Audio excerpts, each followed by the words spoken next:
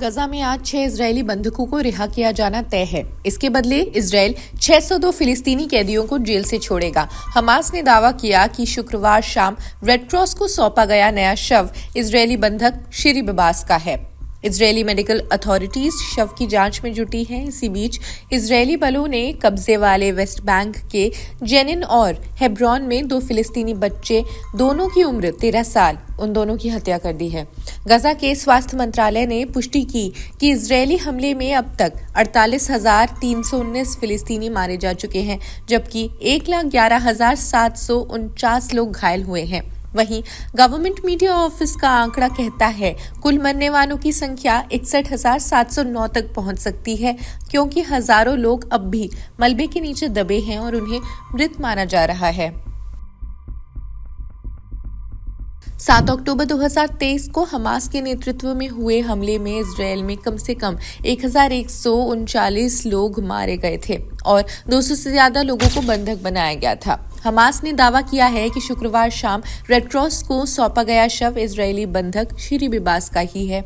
Israeli medical authorities अब भी शव की जांच में है। Following a forensic examination, we can confirm that baby Kfir Bibas, aged just 10 months old, and his older brother Ariel, aged 4, were both brutally murdered by terrorists while being held.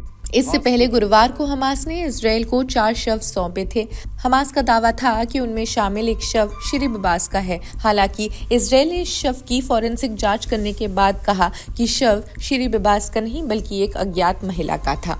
अब एक बार फिर हमास ने नया शव Israel को सौंपा है। Hamas ने 7 अक्टूबर को 33 साल की शिरी बिबास को उनके 2 बच्चों 5 साल के एरियल और 2 साल के काफिर के साथ बंधक बना लिया था। इन लोगों की मौत की खबर से इजरायल में काफी नाराजगी और शोक की लहर देखी गई थी।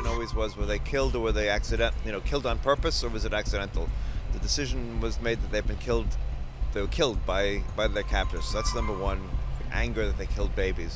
Second, I don't begin to understand what Hamas was thinking. They think we wouldn't figure it out. So I don't know what they're up to, but it's a terrible thing to wake up to say the least. उस समय IDF ने कहा था कि intelligence और forensic जांच के मुताबिक नवंबर 2023 में दोनों बच्चों को आतंकवादियों ने बर्बरतापूर्वक मार दिया था। हालांकि हमास का कहना था कि दोनों बच्चे और उनकी मां इजरायल की बमबारी में मारे गए थे। इससे पहले इजरायल ने कहा था कि हमास ने गुरुवार को इजरायली बंधक शिरी बिबास का शव नहीं लौटाया। इजरायल की फॉरेंसिक जांच में इस बात का दावा किया गया कि वो शव शिरी बिबास का नहीं है। इसे लेकर इजरायल ने हमास पर युद्ध विराम समझौते की शर्त को तोड़ने का आरोप लगाया। It's so painful. So the family has to go and bury them and to make such sort of a closure.